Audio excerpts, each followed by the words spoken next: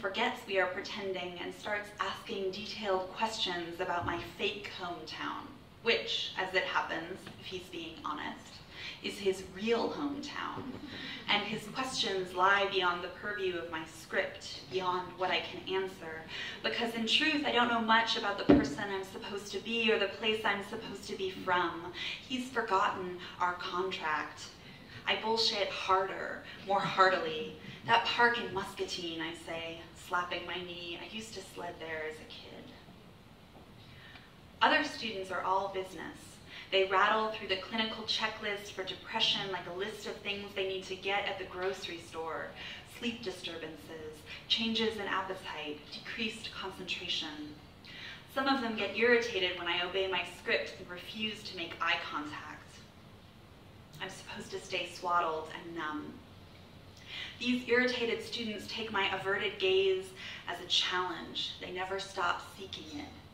Wrestling me into eye contact is the way they maintain power, forcing me to acknowledge their requisite display of care.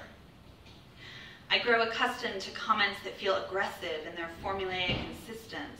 That must really be hard to have a dying baby. That must really be hard to be afraid you'll have another seizure in the middle of the grocery store. That must really be hard to carry in your uterus the bacterial evidence of cheating on your husband. Why not say, I couldn't even imagine? Other students seem to understand that empathy is always perched precariously between gift and invasion. They won't even press the stethoscope to my skin without asking if it's okay. They need permission. They don't want to presume. Their stuttering unwittingly honors my privacy. Can I? Could I? Would you mind if I listened to your heart? No, I tell them, I don't mind.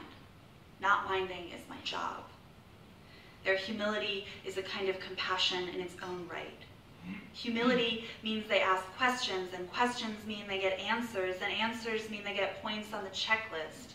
A point for finding out my mother takes Wellbutrin, a point for getting me to admit I've spent the last 2 years cutting myself, a point for finding out my father died in a grain elevator when I was 2, for realizing that a root system of loss stretches radial and rhizomatic under the entire territory of my life.